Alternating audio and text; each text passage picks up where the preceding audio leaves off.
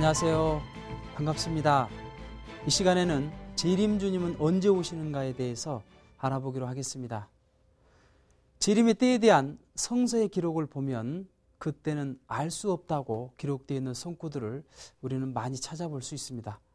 마태복음 24장 36절을 보면 그날과 그때는 아무도 모르나니 하늘의 천사들도 모르고 아들도 모르고 오직 아버지만 아시느니라고 기록하고 있는 것입니다. 그런데 반면에 그때는 알 수 있다고 기록되어 있는 성구들도 찾아볼 수 있는 것입니다. 데살로니가전서 5장 2절 이하에 형제들아 너희는 어둠에 있지 아니하며 그날이 도적같이 너희에게 임하지 못하리라고 기록하고 있는 것입니다. 따라서 우리는 이 문제를 해결하기 위해서 과거의 사실들을 다시 한번 살펴보기로 하겠습니다. 먼저 노아의 홍수 심판 때에 하나님께서는 노아에게 미리 그것을 예고해 주시고 방주를 지을 수 있도록 해 주셨던 것입니다. 그리고 아브라함 때에도 소돔과 고모라 성을 멸망할 때 미리 롯에게 그것을 가르쳐 주셨던 것입니다. 또한 예수님 때에도 동방박사를 통해서 예수님의 탄생을 널리 증거하게 하였고 또 세례 요한을 통해서 예수님께서 메시아 되심을 널리 알리게 하였던 것입니다. 따라서 우리는 깨어있는 자들에게는 그 때를 알려주실 것임을 알 수가 있는 것입니다. 아모스 3장 7절을 보면 주 여호와께서는 자기의 비밀을 그 선지자들에게 보이지 아니하고서는 결코 행하심이 없으시리라 라고 기록되어 있는 말씀처럼 이 인류 역사는 탕감복귀 역사이기 때문에 하나님께서 어떠한 중심 인물을 세워가지고 메시아를 위한 기대를 맞이해 나가는 과정 속에서 그 인물이 그 책임을 다하지 못하면 그 대신자를 세워서 그 뜻을 이루어 나갔다는 사실들을 알 수가 있는 것입니다. 따라서 인류 역사는 전 시대의 역사 노정과 흡사한 모습으로 반복되어 나왔던 것입니다. 이것을 섭리적 동시성 시대라고 합니다. 그렇기 때문에 역사학자였던 슈팽글러나 아놀드 토인비 같은 사람도 역사는 동형의 나선형으로 돌고 있다고 설명을 했던 것입니다. 그렇기 때문에 우리는 섭리적인 동시성 시대를 통해서 재림 주님이 언제 오실 것인가를 알 수가 있는 것입니다. 자, 이스라엘 민족의 역사는 무엇을 하기 위한 역사였느냐? 결국에는 예수님을 맞이하기 위한 역사였던 것입니다.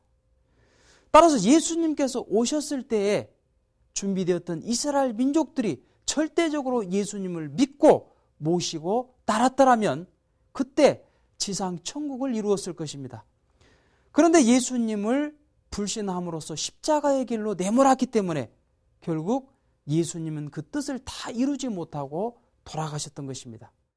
그렇기 때문에 예수님 이후 기독교의 그 2000년의 역사가 이스라엘 민족의 그 2000년의 역사를 탕감복귀하는 섭리적인 동시성 시대로서 진행되어 나왔기 때문에 기독교의 2000년의 역사는 재림 주님 한 분을 맞기 위한 역사였던 것입니다. 자, 이 이스라엘 역사를 먼저 간단하게 살펴보기로 하겠습니다. 이스라엘이란 아브라함의 손자였던 야곱이 천사와 씨름을 통해 승리함으로써 받았던 이름입니다. 그리고 그의 아들인 요셉이 애굽의 총리 대신으로 간 것을 기점으로 해서 그의 후손들이 애굽 고역 시대 400년 동안을 보내게 됩니다. 그리고 400년 후에 모세라는 영도자가 나타나서 이 모세를 중심 삼고 이스라엘 민족을 애굽에서 가나안 땅으로 인도를 하게 됩니다. 곧 민족 대이동 사건이 있었던 것입니다.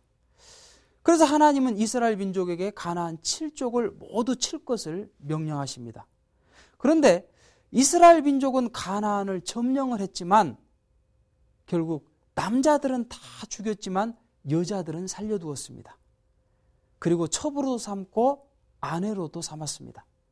그러니까 그 땅은 점령을 했지만 문화적으로는 나중에 그 그 가나안 7족의 사탕 문화권을 흡수하게 되고 말았던 것입니다. 그러니까 성서를 보면 40년이 못 되어가지고 이스라엘 민족이 하나님의 이름을 잊을 정도로 그렇게 사탄의 문화권으로 젖어들게 되고 맙니다. 그러니까 그때마다 하나님께서는 이 이방인을 통해 가지고 이스라엘 민족을 끊임없이 치게 합니다. 그랬을 때 이스라엘 민족을 살리는 영웅과 같은 존재들이 나타나게 되는데 그 존재들을 사사들이라고 합니다. 사사란 부족장을 의미하는데 제사장, 예언자, 국왕의 그 사명을 대신했던 인물들이었습니다. 온니엘 사사를 중심으로 우리가 흔히 많이 아는 이 삼손을 비롯해서 이 사무엘까지 16명의 사사가 400년 동안을 그 이스라엘 민족을 구원함으로써 이 사사시대 400년이 있었던 것입니다. 그리고 마지막 사사였던 사무엘이 사울에게 기름을 부음으로써 이 사울을 중심 삼고 통일왕국 시대 120년이 있게 됩니다. 사울, 다윗, 솔로몬. 그런데 그들은 메시아를 맞기 위해서 성전을 건축함으로써 그 메시아를 위한 준비를 해야 되었지만 결국 타락함으로써 그 성전을 건축하지 못하고 결국 120년 만에 3대 만에 끝나고 맙니다. 그래서 남북왕조 분립 시대가 됩니다. 북조 이스라엘은 여로보암을 중심 삼고 19대 260년까지 지탱하지만 결국 아시리아에 멸망되고 맙니다. 그리고 남조 이스라엘은 르호보암을 중심 삼고 20대 394년 동안 지탱을 하지만 결국 바벨론에게 멸망을 당합니다. 그래서 이스라엘 민족이 바벨론의 포로로 잡혀가는 그런 기간이 있게 됩니다. 70년 동안을 포로로 잡혀갔는데 바벨론이 다시 페르시아에게 멸망이 되고 합니다. 그래서 페르시아 왕인 고레스 왕이 인구조사를 하니까 족족이 없는 민족이 있었던 거예요. 그것을 보니까 이스라엘 민족이었습니다. 그것을 측은히 여긴 고레스 왕이 이스라엘 민족을 다시 가나안 땅으로 돌려보내줍니다. 그 기간이 에레미야 선지자를 중심하고 말라기 선지자까지 140년 동안 있었던 것입니다. 이렇게 포로 70년, 귀환 기간 140년, 그래서 210년의 포로 및 귀환 시대가 있었던 것입니다. 그리고 말라기 선지자가 나타나서 이제는 성전을 재건하고 신앙을 쇄신함으로써 메시아를 맞을 준비를 해야 된다. 그렇게 해서 메시아 강림 준비 시대 400년을 지나고 나서 이 땅에 예수님께서 오실 수가 있었던 것입니다. 그렇기 때문에 유대민족들은 예수님을 절대적으로 믿고 모시고 따름으로써 그와 하나 되었다라고 한다면 이 땅에 영원히 소멸되지 않는 지상 천국을 건설했을 것입니다.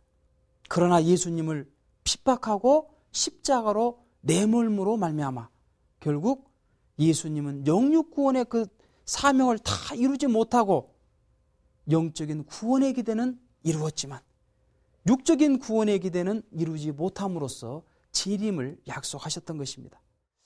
따라서 기독교를 중심 삼은 유럽의 2000년의 역사는 결국 이스라엘 민족이 잘못했던 2000년의 기간을 다시 탕감복귀하는 기간으로서 재림 주님을 막기 위한 기간이 되었던 것입니다. 예수님이 돌아가시고 나서 기독교는 로마 밖에 400년을 받게 됩니다. 그리고 313년에 콘스탄티누스 제제를 중심하고 기독교가 공인이 되고 392년에 국교화가 되게 됩니다. 그럴 즈음에 이제 발티케 연안으로부터 유럽으로 게르만 민족이 민족 대이동을 하게 됩니다. 중국의 한무제가 흉노족을 정벌하기 위해서 이 중국 서쪽까지 그 흉노족을 밀어붙이니까 흉노족이 밀려나면서 발티케 연안까지 밀려가면서 이 게르만 민족을 치고 들어갔던 것입니다. 그러니까 그것을 견디지 못했던 게르만 민족이 유럽으로 대이동을 하게 됩니다. 영국으로도 들어가고 프랑스, 이탈리아, 독일로도 들어가게 됩니다. 그때 마침 기독교가 국교화가 됐기 때문에 기독교인들은 그 게르만 민족을 전도하려고 마음먹습니다. 그리고 그들을 전도해냅니다.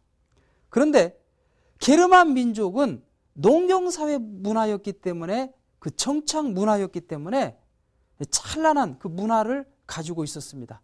그러니까 기독교인들은 그들을 전도는 했지만 그 문화에 흡수됨으로써 기독 왕국 시대를 바로 이루지 못하고 이 5대 교구로 갈라져 가지고 교구장제 기독교 400년이 시작되게 되었던 것입니다. 자, 애굽 고역 시대 400년을 탕감 복귀하는 로마 박해 시대 400년이 있었고, 이스라엘 민족에서는 모세를 중심 삼고 그 모세 오경을 토로해서 구약 성서의 기초를 이룹니다. 그리고 기독교에서는 어거스틴이 나타나서 이 신약의 기초를 이루게 됩니다. 그러면서 교구장제 400년은 사사시대 400년을 탕감 복귀하는 기간이었던 것입니다. 이렇게 교구장제 400년을 보내고 교황 레오 3세가 칼대지에게 기름을 부음으로써 기독 왕국시대 120년이 출발되게 됩니다.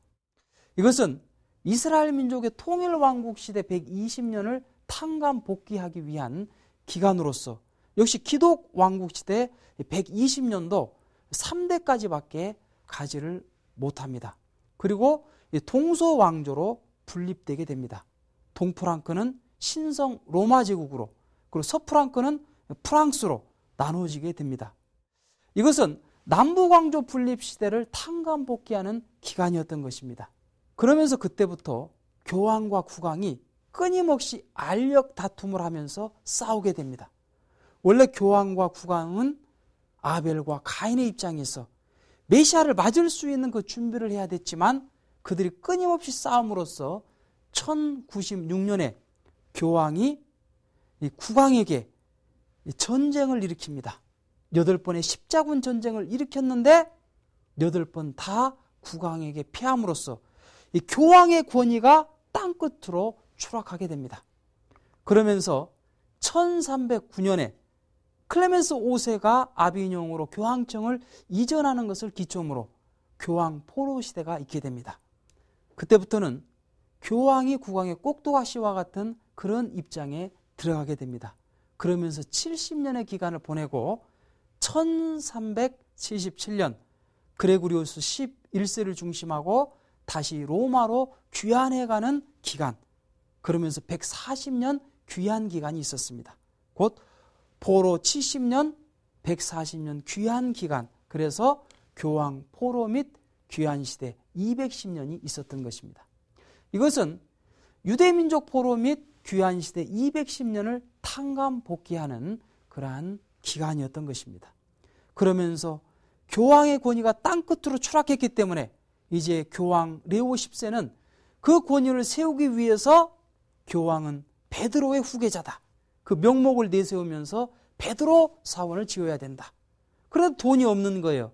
그러니까 면죄부를 판매합니다. 그럼으로써 루터와 같은 그런 종교 개혁자들이 들고 일어나서 이제 종교 개혁을 단행하게 됩니다.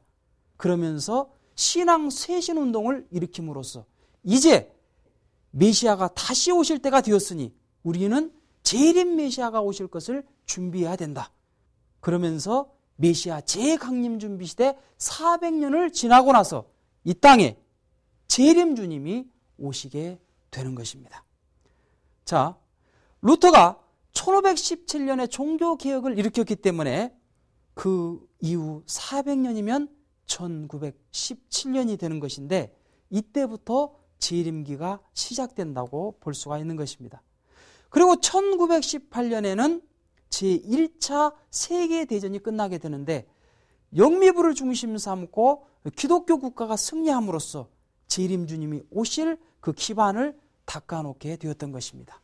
그래서 1918년부터 400년, 400년, 120년, 400년, 210년, 400년을 더해보니 1930년.